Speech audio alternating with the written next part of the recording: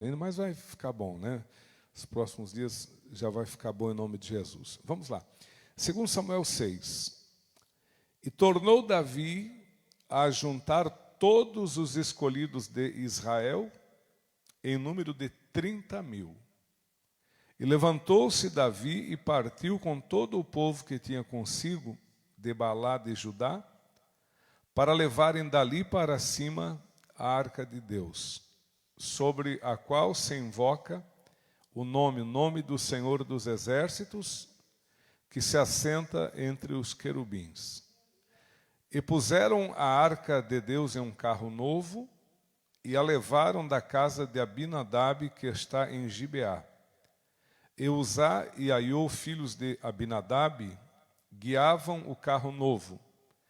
E levando-o da casa de Abinadab, que está em Gibeá, com a arca de Deus, Aiô ia diante da arca.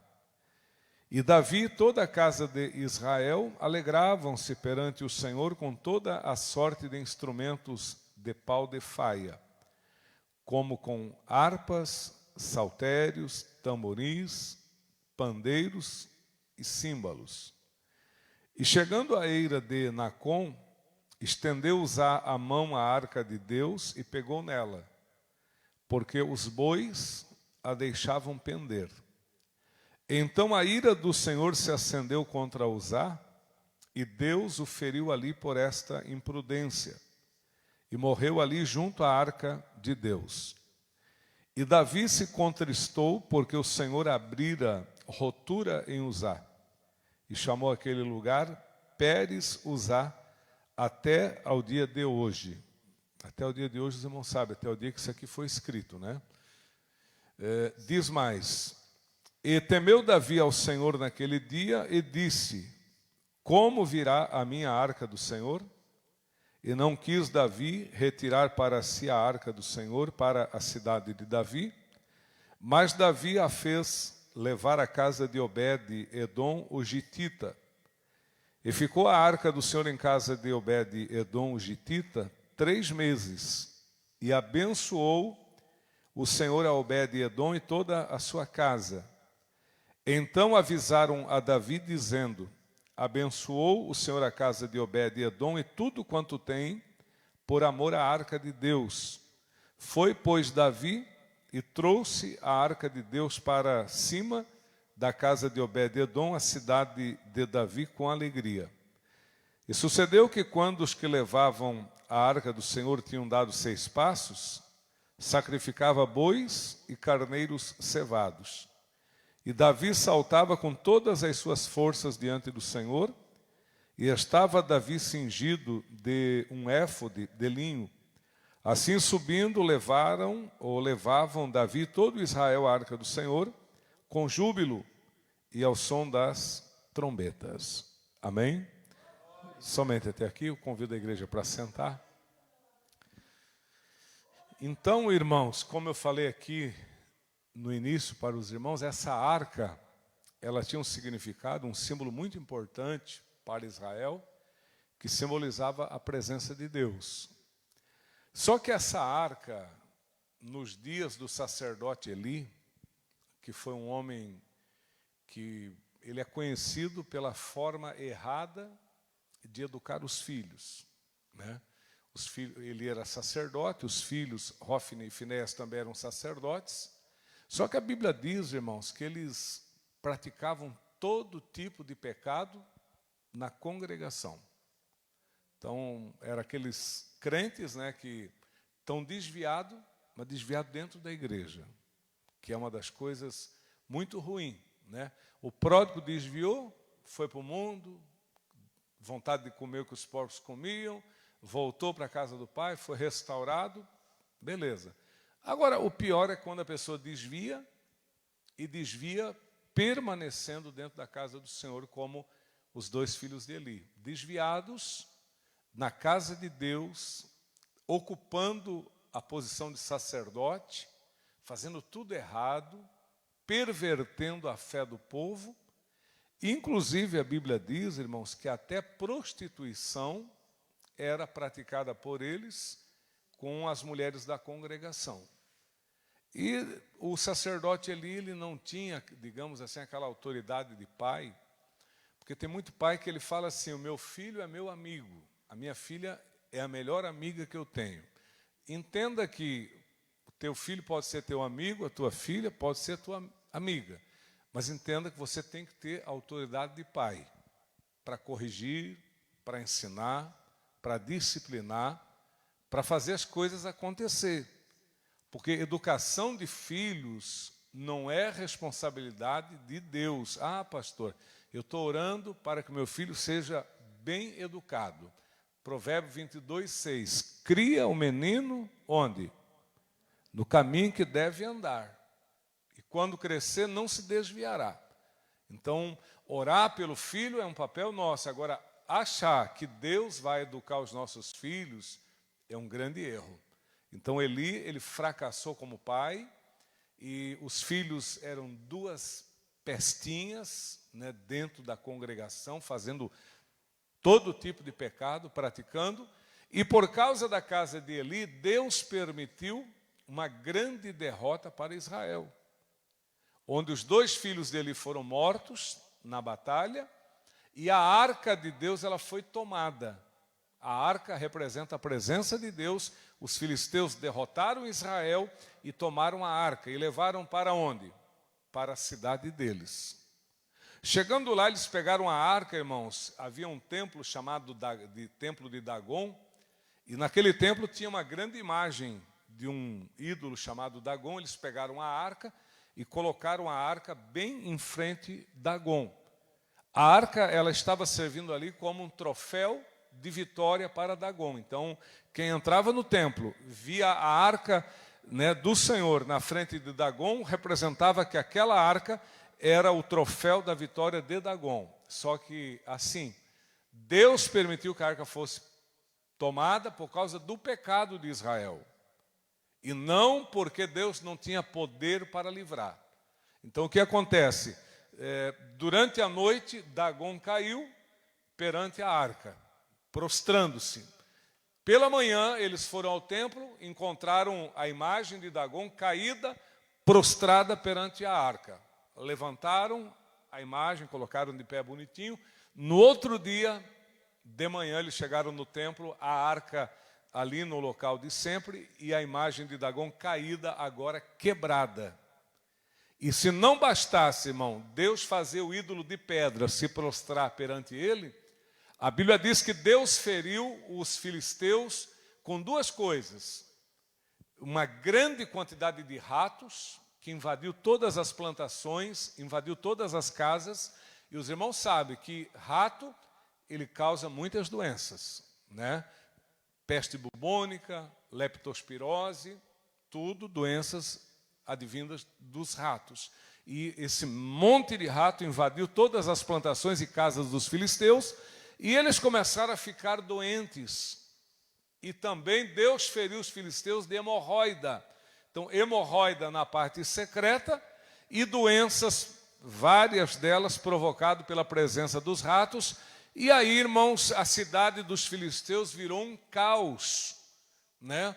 E entre as pessoas que estavam lá, alguém teve um pensamento: olha, isso que está acontecendo não é normal. Porque tem gente, irmão, que está com a vida virada do avesso e acha que é normal. Bom, quando a vida ela está toda virada do avesso, quando tudo que você faz não vai, dá errado, em vez de ir para frente só vai para trás, em vez de ter alegria só tem angústia e aflição, em vez de obter vitória só tem fracasso e derrota, isso não é normal. Alguma coisa está acontecendo. E aí nós temos que fazer um autoexame e ver o que é que está acontecendo, qual é a verdadeira causa de tanta coisa ruim na vida da gente. E alguém lá, irmão, que não era bobo, disse: olha, isso que está acontecendo aqui não é normal. Isso passou a acontecer desde que a arca do Deus de Israel foi trazida para cá. Alguém lá dos filisteus disse: olha, querem saber de uma coisa?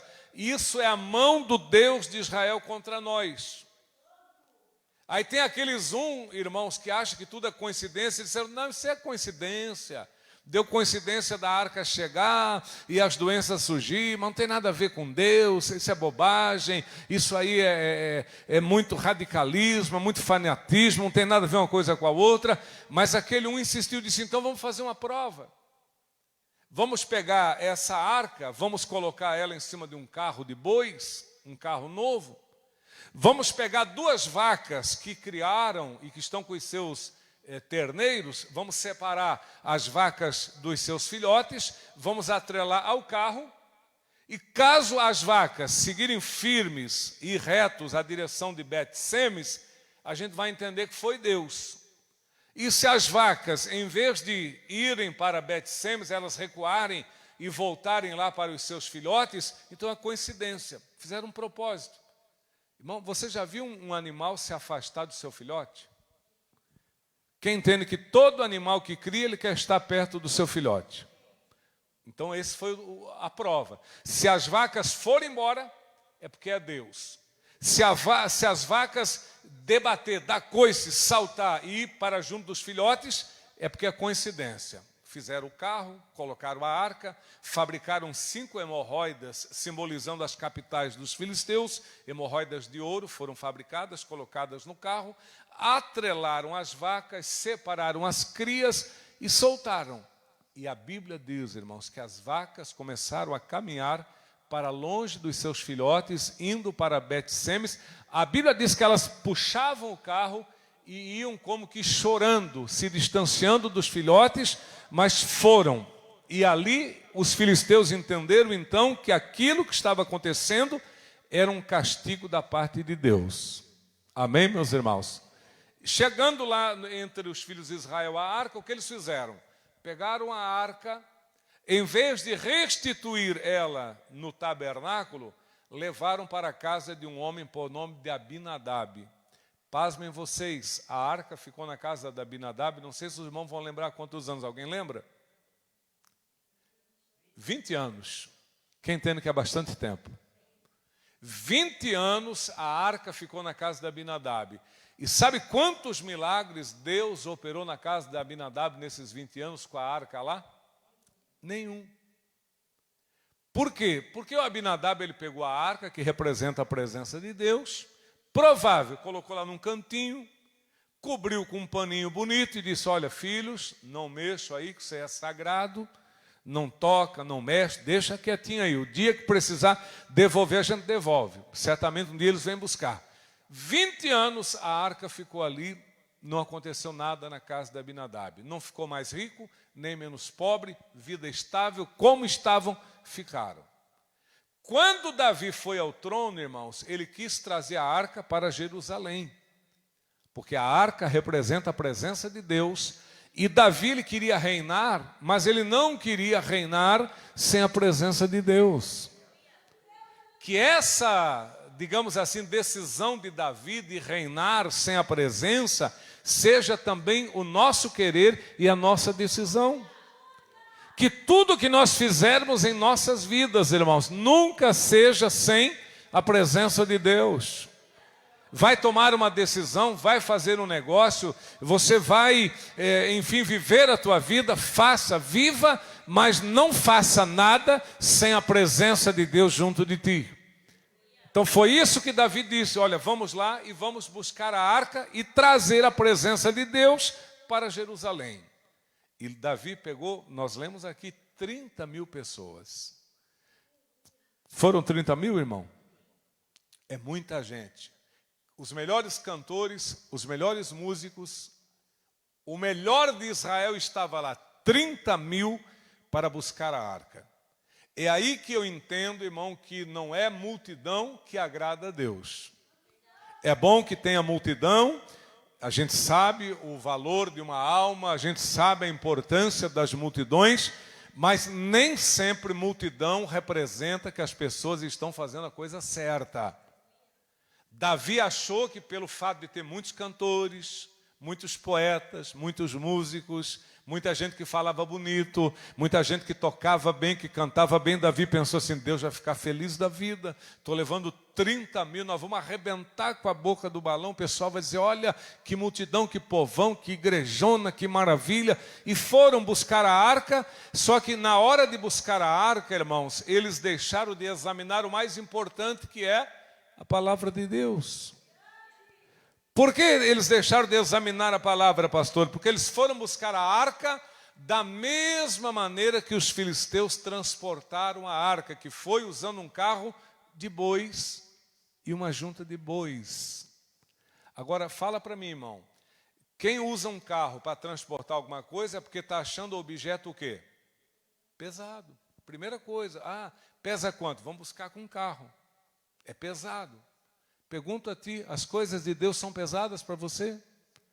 Irmãos, tem gente que tem uma dificuldade para obedecer a doutrina. Parece que, meu Deus, se ele escuta uma mensagem de doutrina, parece que ele fica no pó e é tão difícil. Meu Deus, crente para mim não dá. Pois é, Davi, ele usou o carro porque achava a arca pesada para ser transportada. Vamos trazendo, os filisteus levaram num carro, vamos trazendo um carro que vai amenizar para todo mundo a distância longa. Vem no carro tranquilo, ninguém soa, ninguém se cansa, vai ser uma beleza. E outra coisa, se você usa um carro, isso significa que você vai mais rápido. Então, duas atitudes de Davi: amenizar, digamos, o esforço físico, né, para que fosse uma viagem tranquila sobre o carro. E outra coisa, em cima do carro, chegamos mais rápido. E eu aprendo que na presença de Deus, a gente não tem que ter pressa de sair. Se você está na presença de Deus, não se apresse. Amém? Então, duas coisas aqui que levaram eles a querer transportar a arca num carro. E terceiro, imitando o mundo. Né? Hoje está assim, a igreja imita o mundo. Irmão, nós temos balada gospel. Isso é imitar o mundo ou não é? Balada gospel. Nós falávamos da igreja católica, que tinha a igreja e tinha o salão paroquial. Aí o padre rezava a missa aqui na paróquia, e no salão paroquial o pessoal jogava, bebia e acabava às vezes se esfaqueando. Hoje a igreja tem a casa de oração e ao lado tem um salão para as baladas gospel. Então a gente quer fazer de tudo para trazer as pessoas de qualquer jeito. Quando não é um galpão para balada gospel, é um campo de futebol, uma quadra de vôlei, uma quadra de basquete, uma piscina para os irmãos dar um mergulho. Então nós queremos trazer as pessoas imitando o mundo. Irmão, chega mês de junho e julho, as igrejas evangélicas estão fazendo o quê? Festa junina. Eles querem ganhar os forrozeiros fazendo festa junina na igreja. Isso é imitar o mundo. Então, quando Davi ele quer trazer a arca sobre o carro, ele está imitando os filisteus, imitando o mundo. Quando Davi quer trazer a arca sobre o carro, ele quer, digamos assim, amenizar o esforço humano para que não haja cansaço, fadiga na viagem. Então, vem em cima do carro. E quando Davi se dispõe a trazer no carro, ele está dizendo, no carro a gente chega mais depressa. Três coisas que não agradaram a Deus. Até porque quando Deus disse para Moisés fazer a arca, Deus disse assim, faça a arca, a medida é essa, a madeira é essa, reveste de ouro, faz uma tampa com essa madeira, reveste de ouro, fabrica 2 querubins que estejam ali, porque o Senhor se assenta na presença dos querubins, e na beirada da arca você coloca 4 argolas. E Deus disse, faça 2 varões também de madeira de acácia, reveste de ouro, e cada vez que forem transportar a arca, pega o varão, atravessa as argolas com o varão, e a arca vai ser transportada no ombro dos levitas. Segundo a Escritura, a arca só poderia ser transportada, transpassada nos varões e no ombro dos levitas. Entenda, meus irmãos, que não é como nós queremos, mas é como a palavra nos ensina a fazer, meus irmãos. Se a igreja fosse minha, eu mudava muita coisa, irmão. Se a igreja fosse minha, eu mudava muita coisa, né? Mas como a igreja não é minha, e não é dos pastores, a gente não pode mudar. E quem muda está sujeito a pagar um preço muito alto. Os irmãos sabem disso. Aí Davi chegou lá com um carro novo, bonito, uma junta de boi bem legal. Viemos buscar a arca. Para Aminadab foi um alívio. Graças a Deus, louvado seja Deus. Vai sobrar agora um cantinho aqui para a gente colocar mais uma cama aqui. Vamos se livrar da arca. Trouxeram a arca, colocaram em cima do carro e seguiram. E a Bíblia diz que Aminadab ele tinha 2 filhos, um chamado Uzá, outro chamado Aiô. E eles foram acompanhando o transporte da arca em cima do carro.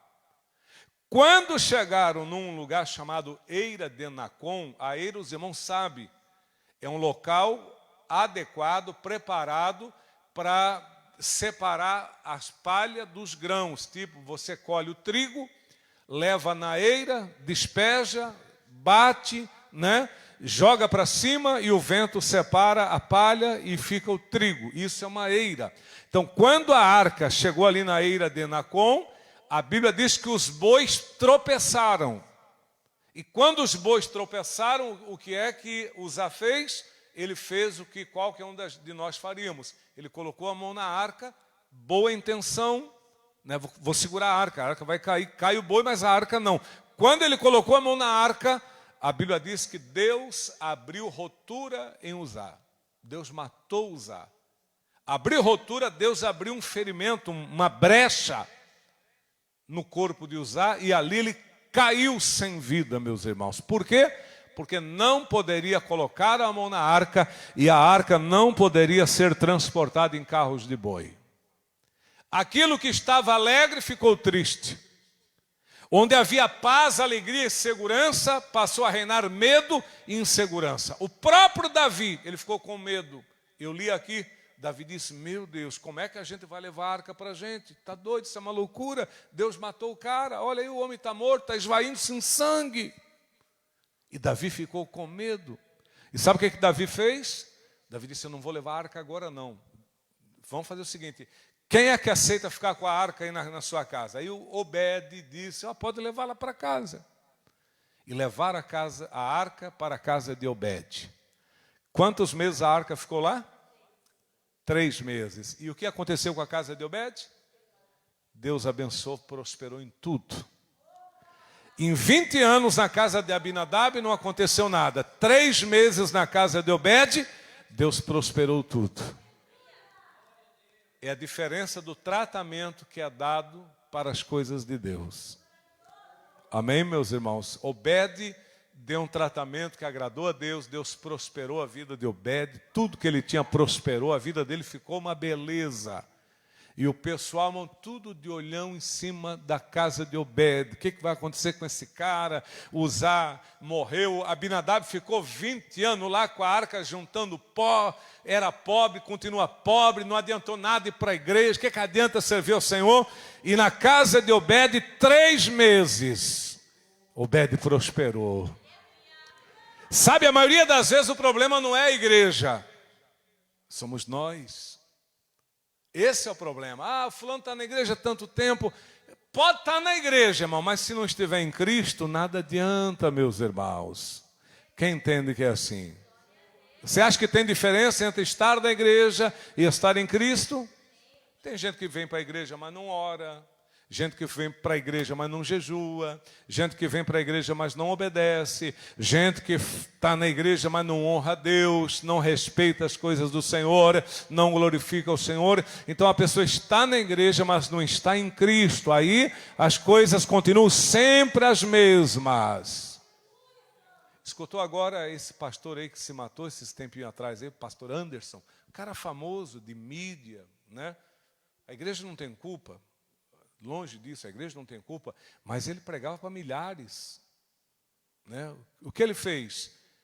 Começou a fazer rolos, ganhando dinheiro de forma ilícita. Primeira coisa, já trocou de mulher, deixou a mulher mais velha, pegou uma novinha. Começou a mexer com dinheiro de tudo quanto é lugar, né? E a princípio suspeitava-se de suicídio. Pelo menos foi o que a igreja anunciou, que a polícia falou no início, suicídio. Depois foram investigando.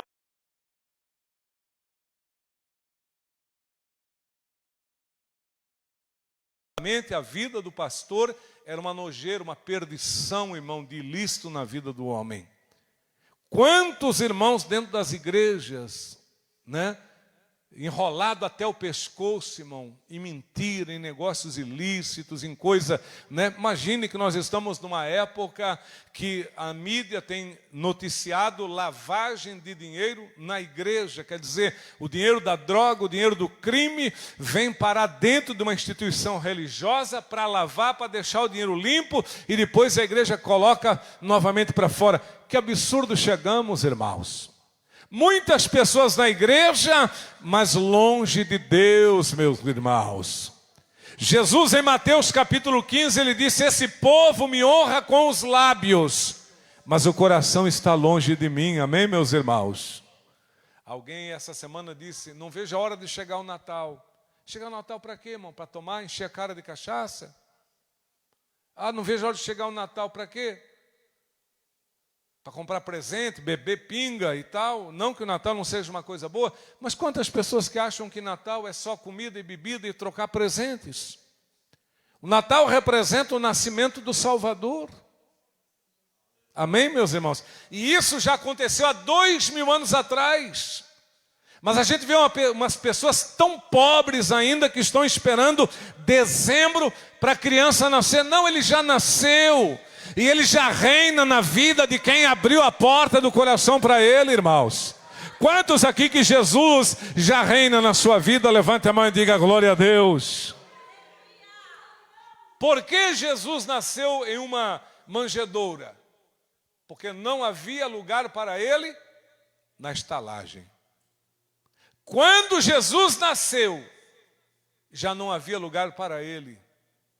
José procurou em todas as estalagens, todas lotadas, sem lugar, sem espaço, sem chance, e a única coisa que sobrou foi uma estrebaria, provável nos fundos de uma casa, onde José se retirou com Maria, e naquela noite Jesus nasceu. E o primeiro berço de Jesus foi uma manjedoura. É uma palavra bonita, mas se a gente for tentar sintetizar o significado, o que é uma manjedoura, pastor? É um coxo de madeira onde é colocada a comida do animal. Então ali naquela manjedoura está o hálito do animal, está a baba do animal, tudo que você imaginar do animal está naquela manjedoura. E eu posso ver o José limpando, tentando fazer daquela manjedoura um lugar limpo, um lugar digno para receber aquele que é o Salvador do mundo, meus irmãos. Aquele que quando veio ao mundo já não havia lugar para ele. 2000 anos se passaram e a mesma dificuldade de falta de lugar para Jesus ainda existe no coração das pessoas. Se Jesus está no teu coração, louvado seja Deus por isso. Mas a maioria das pessoas, né, não tem tempo para Jesus. Lembra da parábola da grande ceia? Comprei um campo, vou ver. Comprei 5 juntas de bois, vou experimentar. Casei, não posso ir. Continua a mesma coisa. As pessoas com desculpas, né? Estou muito novo, eu quero primeiro organizar minha vida, primeiro quero comprar minha casa, primeiro quero terminar a faculdade, primeiro eu quero criar os meus filhos, primeiro eu quero fazer isso, aí futuramente eu vou para a igreja e vou servir ao Senhor. Não, meus irmãos, as pessoas vão deixando, e esse dia nunca chega. E grande parte dessas pessoas morrem sem salvação. Então, quando Davi não quis a arca, Obed-Edom disse: leva lá para casa, eu quero. E ele recebeu a arca de Deus, que simboliza a presença de Deus, e Deus abençoou a casa de Obed. 3 meses se passaram, irmão. Alguém foi lá e disse: Davi, tu sabe o que está acontecendo na casa de Obed? Deus abençoou poderosamente a casa dele por causa da arca. Eu acho que deve ter nascido um ciúminho no coração de Davi. Por que eu não trouxe para cá? Poxa, 3 meses, a gente já podia estar desfrutando dessas bênçãos. Mas é assim, ó, vamos buscar. Vamos trazer agora, então. Se Deus abençoou, Ele vai abençoar nós também. Aí Davi foi para a palavra. E na palavra dizia que a arca não poderia ser transportada a não ser pelos varais nos ombros dos levitas. E havia todo um ritual a ser feito para o transporte da arca. E aí Davi veio agora para fazer, não conforme achava melhor, mais rápido, mas veio para fazer conforme a Escritura determinava, meus irmãos. Tem muita coisa que se a gente fazer pela cabeça da gente, é mais rápido, mas não tem a bênção de Deus. Amém, meus irmãos? Então, mas vale esperar, fazer aquilo que a Bíblia manda, paciência. Ora, esperei com paciência no Senhor, disse Davi no Salmo 40, né? Até que ele se inclinou para mim e ouviu o meu clamor. E daí ele disse, tirou-me de um charco, de um tremedal de lama, firmou meus pés sobre uma rocha, pôs um novo cântico na minha boca e um sorriso. E muitos verão, temerão e confiarão no Senhor, bendito é o nome do Senhor. Então, não adianta querer fazer do jeito da gente, irmão, porque a gente vai, às vezes, transgredindo, vai fazendo tudo errado, não dá certo, né? Se Deus não responder aqui até sexta-feira, já sei o que eu vou fazer. Você vai quebrar a cara 2 vezes, entendeu? Se Deus não falar, vai fazer o quê? Vai fazer que nem o Saul? Fala aí, profeta, não tem nada. Fala aí, sacerdote, consultou a pedra, não tem nada. Alguém tem um sonho, alguém tem uma profecia? Não. Aí o que o Saul fez? Foi na feiticeira. Lembra? 1 Samuel 28. Um crente que Deus não está falando porque a culpa foi dele, em vez dele se humilhar, ele vai para a feiticeira. Vai lá consultar uma feiticeira. O que o céu negou, ele quer tirar do inferno. É igual muitas pessoas fazem. Se Deus não resolver, se Deus não falar, eu vou lá, eu vou fazer isso. Rapaz, não faça. Se Deus não está falando, pode haver algum impedimento. Pode haver alguma coisa errada na vida da gente que a gente precisa consertar.